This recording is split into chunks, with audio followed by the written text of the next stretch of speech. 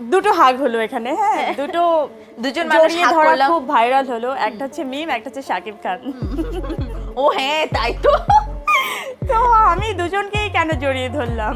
আরো মানুষ ছিল তো, তাদের জড়িয়ে ধরনি কেন? হ্যাঁ বলো তো। হ্যালো ভিউয়ার্স, এবার শাকিব খানকে জড়িয়ে ধরা নিয়েই মুখ খুলেছেন চিত্রনায়িকা পরীমণি। শাকিব খানের হারলানের একটি অনুষ্ঠানে পরীমণি সহ আরো বিভিন্ন নায়িকাদেরকে দেখা গিয়েছে সেখানে র্যাম্পে হারতে। তবে পরীমণি শাকিব খানকে জড়িয়ে ধরা নিয়ে বেশ আলোচনা হয়েছিল তখন। পরীমণি বলেন, আমি শুধু শাকিব খানকেই সেখানে জড়িয়ে ধরিনি, আরো অনেকেই কিন্তু জড়িয়ে ধরেছি, তাদের নাম কিন্তু সামনে আসেনি, শুধু শাকিব খানকে জড়িয়ে ধরেছি এবং মিমকে জড়িয়ে ধরেছি। এটাই কিন্তু সোশ্যাল মিডিয়াতে প্রচুর ভাইরাল হয়েছে তখন। শাকিব খান একজন সেলিব্রিটি এবং আমার সহকর্মী, অনেকদিন পর দেখা হয়েছে, সেজন্যই কিন্তু তার সঙ্গে হাগ করা হয়েছে আমার।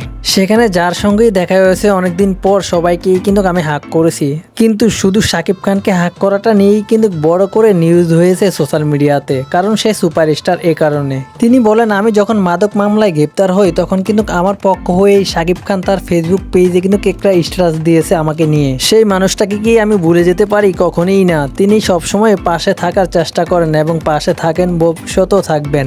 যে আমার পাশে থাকে তাকে তো আমি অবশ্যই সর্বোচ্চ সম্মানটা দেওয়ার চেষ্টা করব আমি। আর শাকিব ভাই তো এরকমই একজন মানুষ যার কথা না বললেই নয়, অনেক ভালো মনের মানুষ শাকিব খান। পরীমণি শাকিব খানকে হাক করার বিষয়টাই ক্লিয়ার করেই কিন্তু প্রশংসায় ভাসিয়েছেন শাকিব খানকে। যাকে বিপদের সময় পাওয়া যায় তার সঙ্গে সবসময় বন্ধুত্বের সম্পর্ক রাখতে হয়, এমনটাই মনে করেন পরীমণি। মিমকে নিয়ে পরীমণি বলেন, মিমের সঙ্গে আমার যা হয়েছে সেটা কিন্তু অন্য ব্যাপার।